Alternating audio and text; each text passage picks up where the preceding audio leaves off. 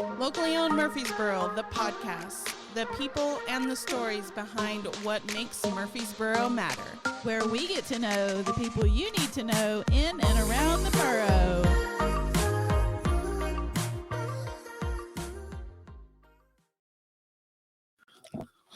Locally owned Murfreesboro, the podcast. The people and the stories behind what makes Murfreesboro matter. Where we get to know the people you need to know in and around the borough.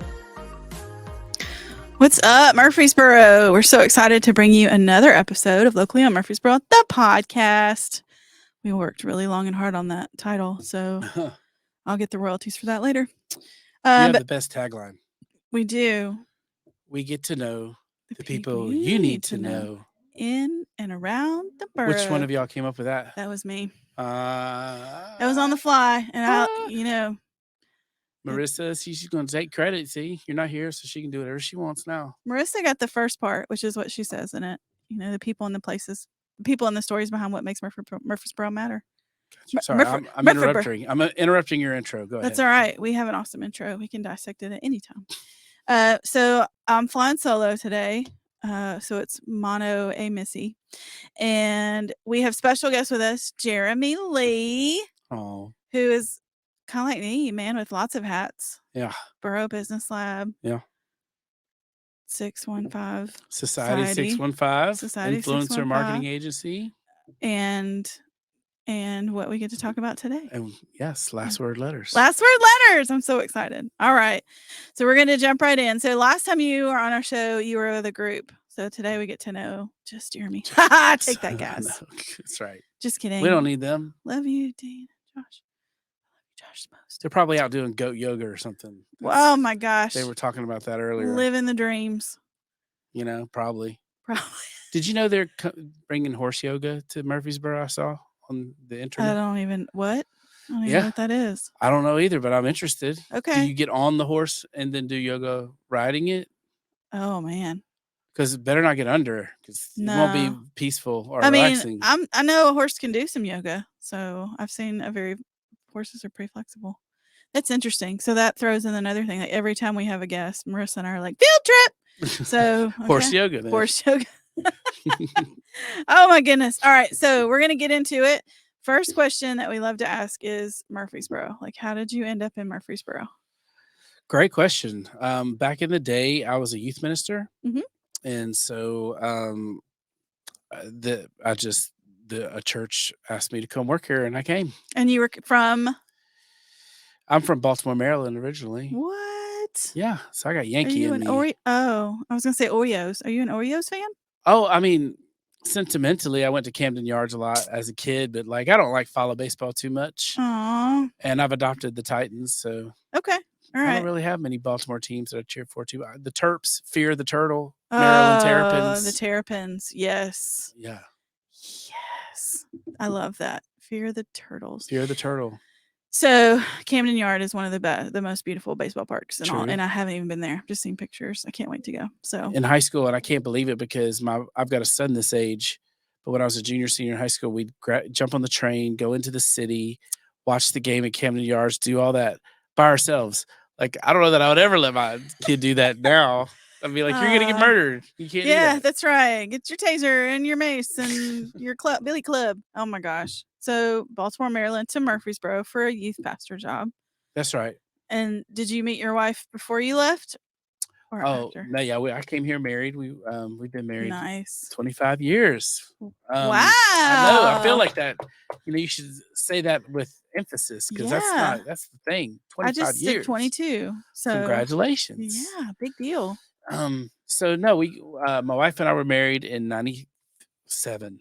I graduated high school in 93. We were married in 97. We met in college. Nice. And where'd you go to school?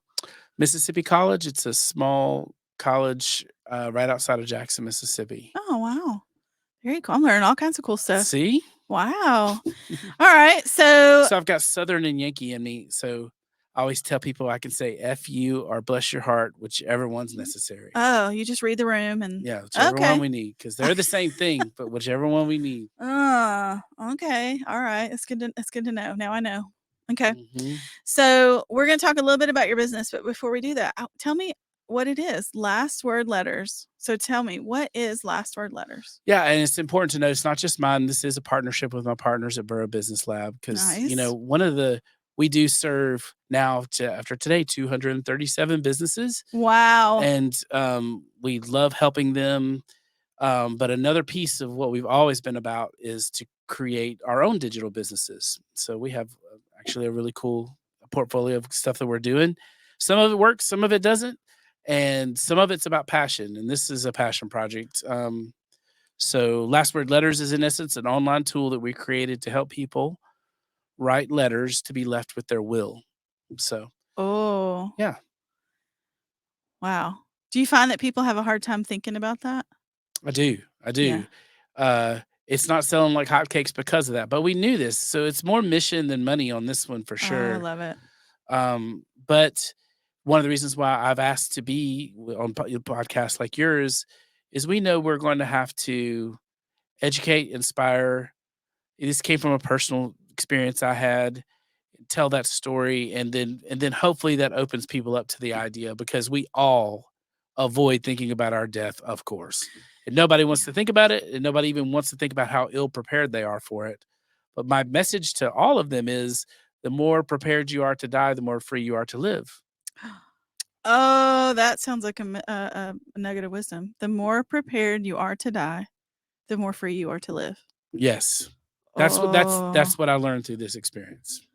I like that a lot. Yeah. Okay. Oh, wow. That's okay. Now my wheels are spinning. I have participated with the great Leslie Russell Yost in end of life sort of things. And I would so love for you to connect to this because I have a faint memory of her doing those things, and Yep. I remember Yep. thinking, she had I like need to talk to her a about this. lawyer who helped with your will. She talked about different things. In fact, I have a Spotify funeral playlist already made because That's of great. Leslie, and that's the music that I want played at my funeral. It's great. And my kids know they don't have to think about it. They can just. That's it. So I think most of us probably have a story of someone passing and not being prepared. Mm-hmm. So yeah. Yeah. So you said your why, like why you decided that was a story. Are you going to share that story with us? I can for sure. I would love that. So we back in 2016, I was diagnosed with cancer. Mhm. I always tell people I went in for a vasectomy. It's the weirdest story ever. And then the doctor said, if you have a huge pain that night, you need to go out of the ordinary pain, you should go to the hospital. Well, I did. And when they scanned me, they let me know that I was presenting with stage 4 lymphoma. Whoa. And I remember I asked myself, I was having to do Google in my head. I was like, lymphoma. What is lymphoma? Then I looked up, I was like, oh crap, are you saying that's cancer? And he's like, yeah. He goes, we need to prove it or we need to verify, but yeah, that's what we're seeing. They verified it. Yeah. And I went in for treatment and, I not to make the story too long. It's in essence through that process, I mentally had to wrap my mind around dying. My kids were really young at that time. Mhm. And my wife and I had just actually been through some amazing work on our marriage. And I was like, man, I'm just now getting to this place where and so it was like, I just, I say, this is the way I would describe it. People say when you think you're about to die, your life flashes before your eyes. For Mhm. me, all the moments I was about to miss, that's what was flashing before my eyes. Same. And Yeah. I had to wrap my mind around that. And so I went to a mentor, my counselor, and I said, can you help me prepare to die? And he did. He took me through 3 stages.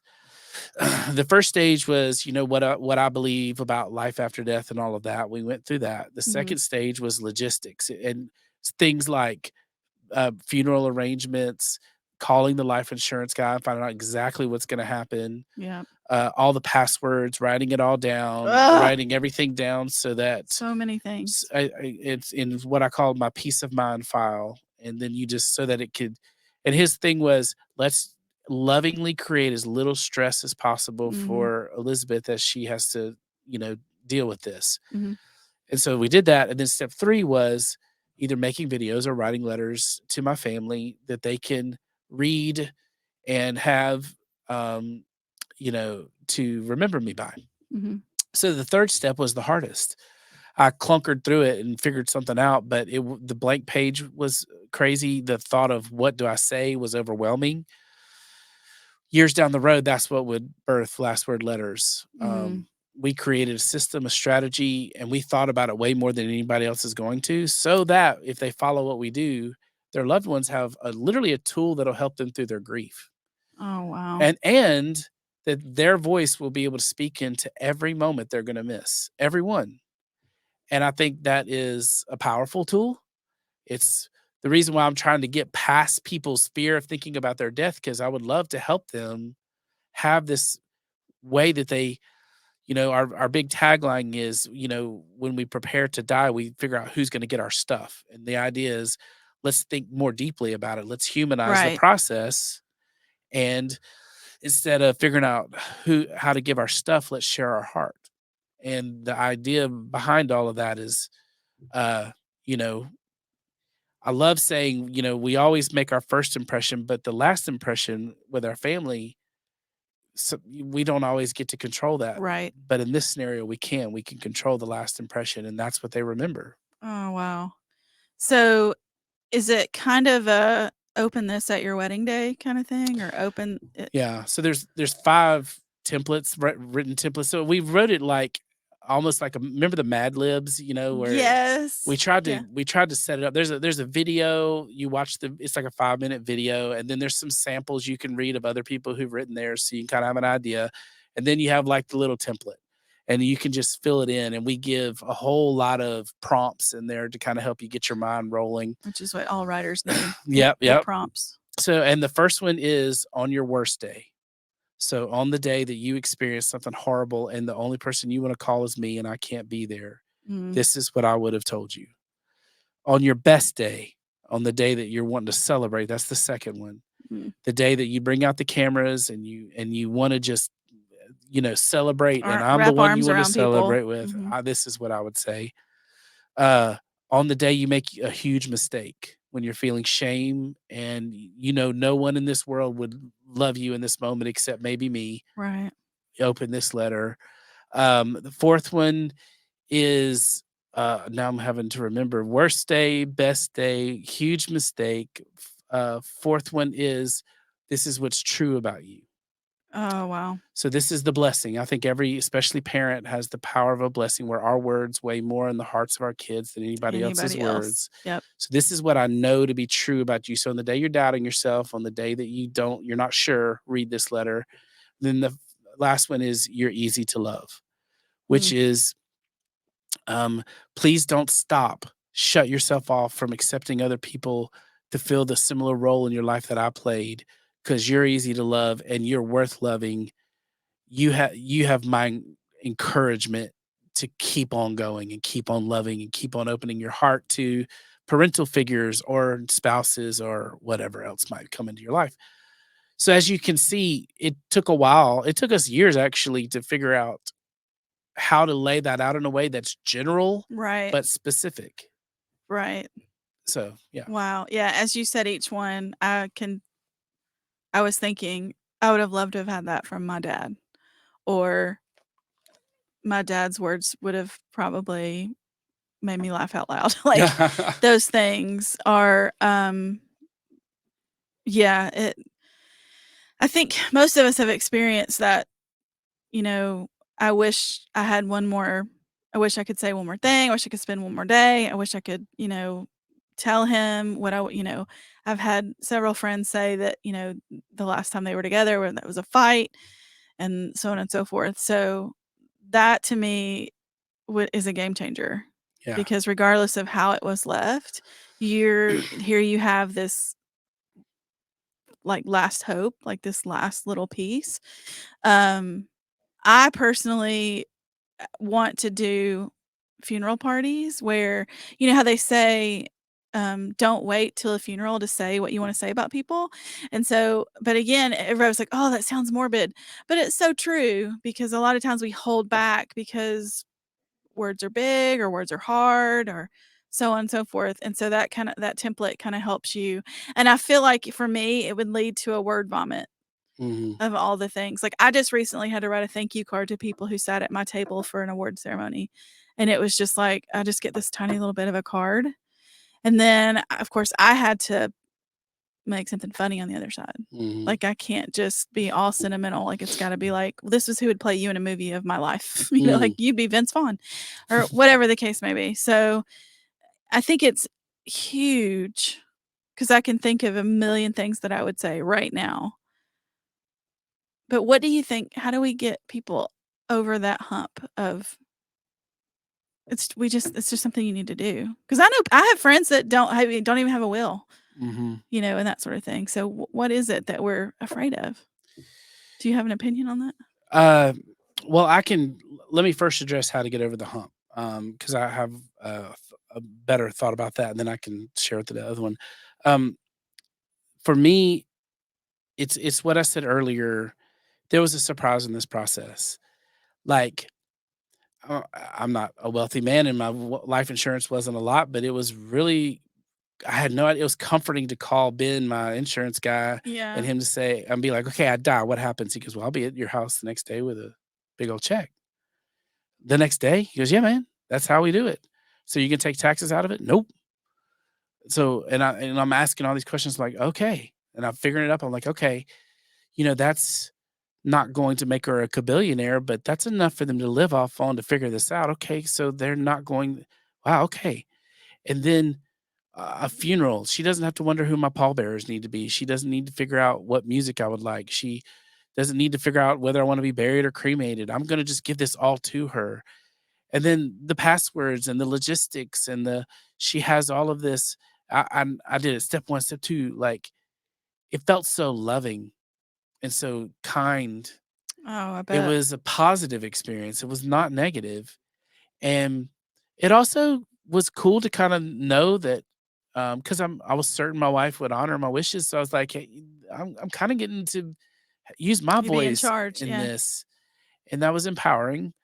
But the letters, there's just something beautiful about, because I have a close relationship with my boys and my wife. I know that my death would be a marker in their story, and to know that I could speak into that, there was just something really beautiful about it. But then when I look back on the whole process my mentor took me through, in fact, at the end of the process, this is what he said.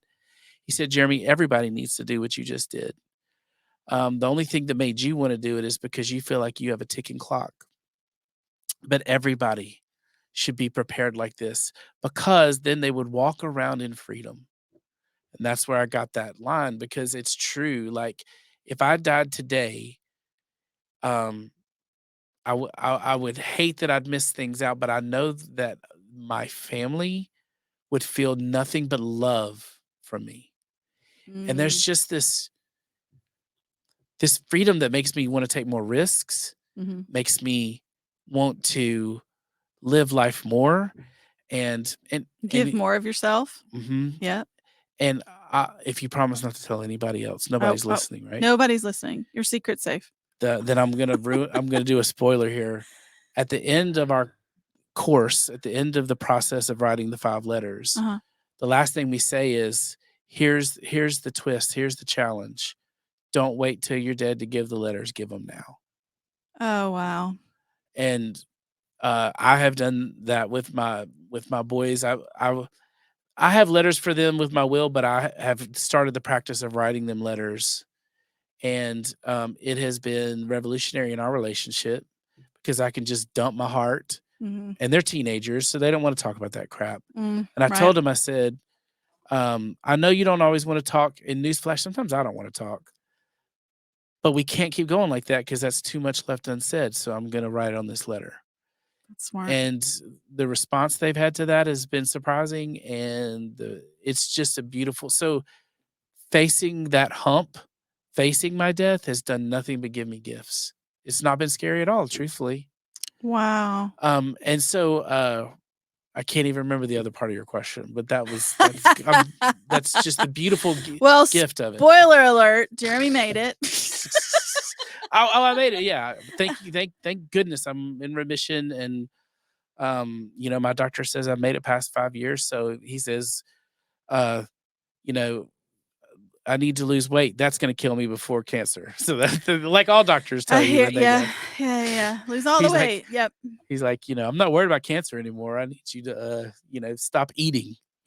Yeah, that's almost as hard as writing those letters. Now Oh there's my something. gosh. Yeah, that's a hump I haven't wanted to face yet either. I think, like, I feel like texting is easier, writing is easier. Not for me, but for me to like ask my kids to look into my green eyes and then tell them, like, I number one, I couldn't make it through it. And number two, they'd be like, okay, mom, okay, it's been 30 minutes. Like, let's just move on. But being intentional now, like I was saying with those funeral parties, like I feel that in my core. Like I can easily pick up my phone and text my son, like, you are a fighter and I'm so proud that you're my kid. Or, with my kid, I love being your mom with my, with my daughter or whatever. So like, it's easier than we think, because that was the question, like, how can we get past that? But I feel like you kind of answered that. Like for you, it was, you opened up more blessings by doing those things. And if everyone could look at it that way, as in it's not, and again, not being afraid to die gives us freedom to live. That's huge. It also gives, in my opinion, on a higher level, it kind of lays out a framework on how to have a good relationship with your loved ones. Mm-hmm. To show up for them on their worst day, their best day, to constantly tell them what is true about them, no matter what the world is saying to them, no matter what they're going through. Right. To remind them constantly that they're easy to love and be open to all relationships that would come into their life that are good and healthy. On the day that they made their huge mistake, show up for them in their shame and not be ashamed of them. Yeah. I mean, come on. Yeah. How does that get any better? And that's your formula. Yeah. And so for me, I'm passionate about this, just as much about how it helps us live than how it helps us die gracefully. Right. Yeah, I was literally just thinking that on August 14th every year I get really sad because that's the day that my dad died. But what if I took that time to just write a letter to him or to my kids? This is what Papa would say about you. Like, these are the things that Papa used to say about you, or something. That you're taking that time and flipping it on its head and just reflecting on the good. Yeah. It seems like that's kind of the purpose of the whole thing, is let's not be worried about, let's focus on the good. Well, it's amazing how every common day things increase exponentially in value after someone dies. A picture, a sweater that smells like them, just a note. These things are all just things that we kind of take for granted, but the moment they're gone, they become priceless. Yeah. Again, worth facing the facing death is to go ahead and recognize the value before it's valuable, to go ahead and write and create valuable things that will be priceless. How many times have we lost someone and we wonder what they would have said? We're not sure what they thought. We're not 100% clear on how they felt. Yeah.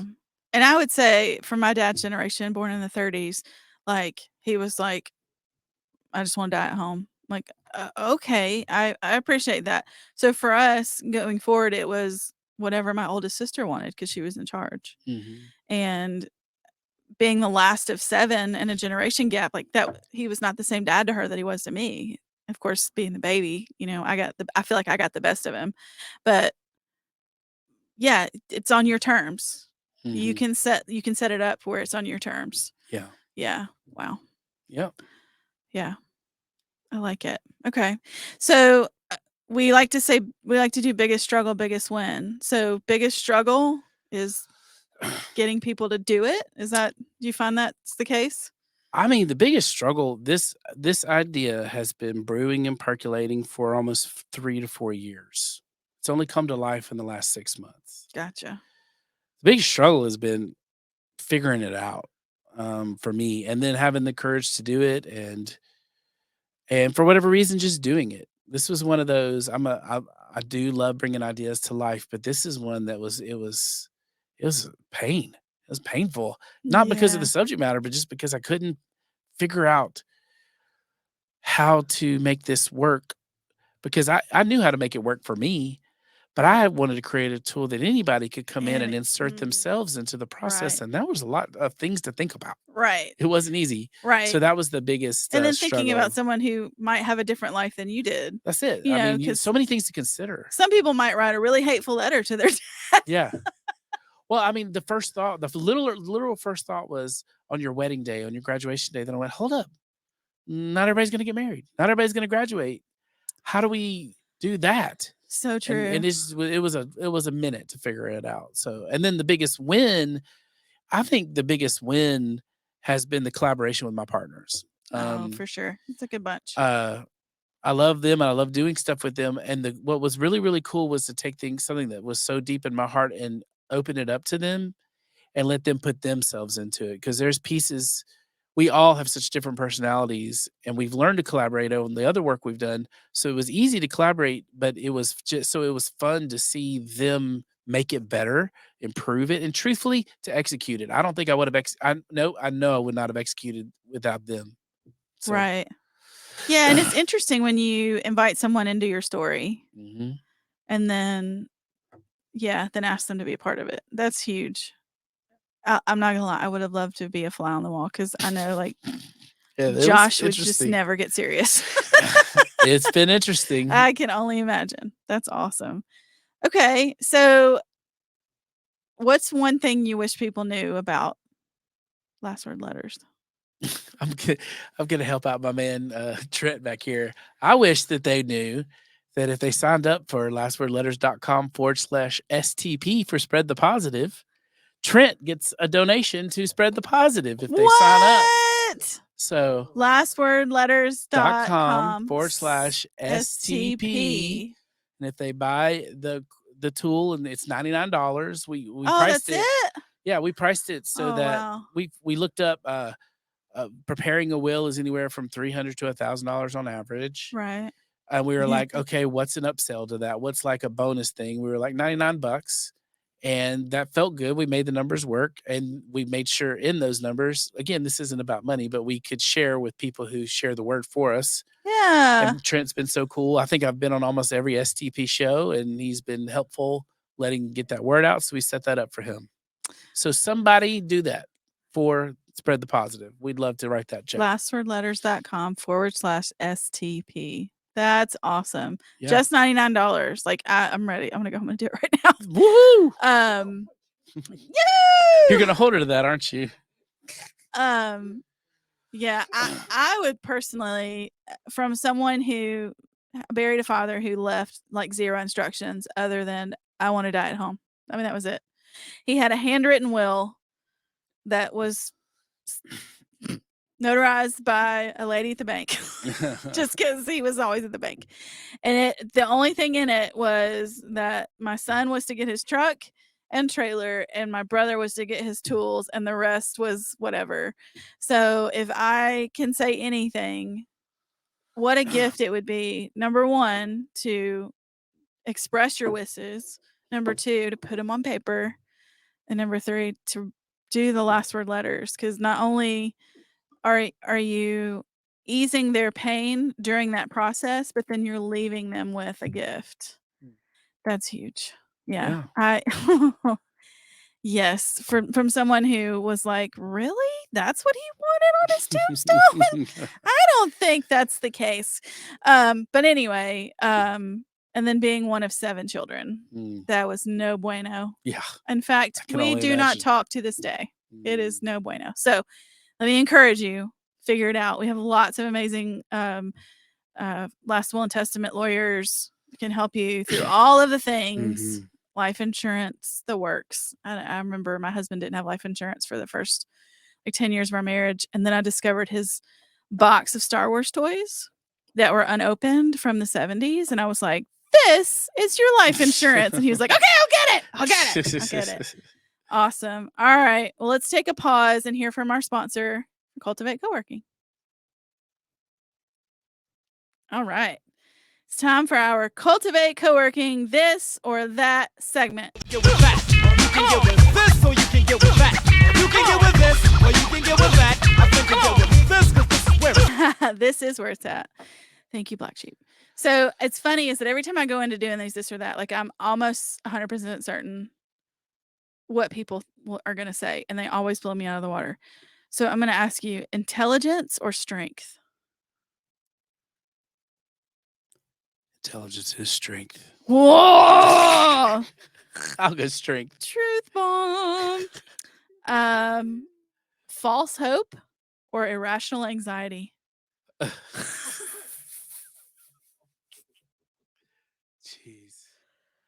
Which one would I prefer?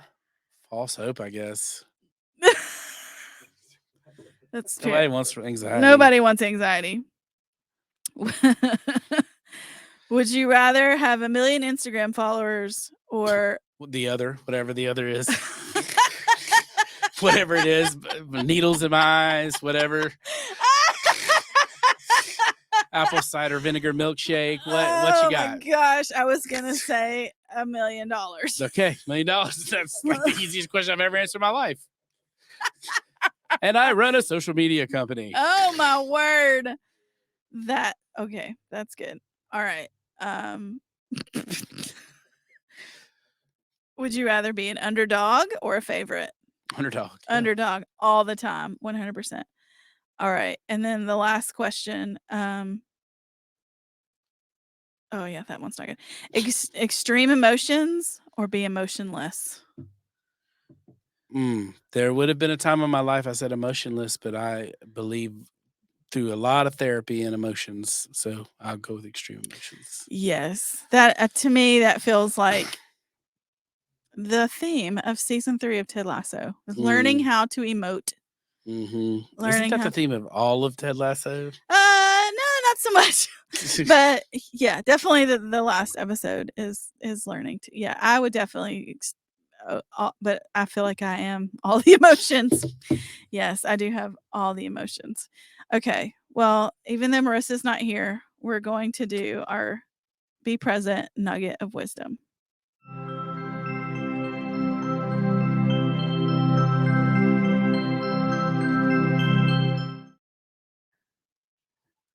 Okay.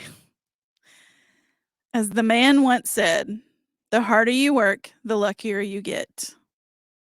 Ted Lasso. Now I wish I knew who the man was that once said that. But that's the man who That felt sexist.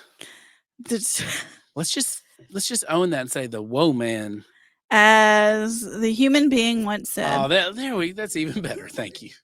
The Thank you for harder that. you work, the luckier you get. I believe that with I believe that with all my heart. Like a lot of people rely on luck, and I am just a hard work girl. So I believe that. Me and my little Ted Lasso goldfish, we believe that. Well, Jeremy, thank you for coming and sharing with us I appreciate about you that. having me very much. I cannot wait to get started. I feel like I'm going to have like 50 different drafts actually.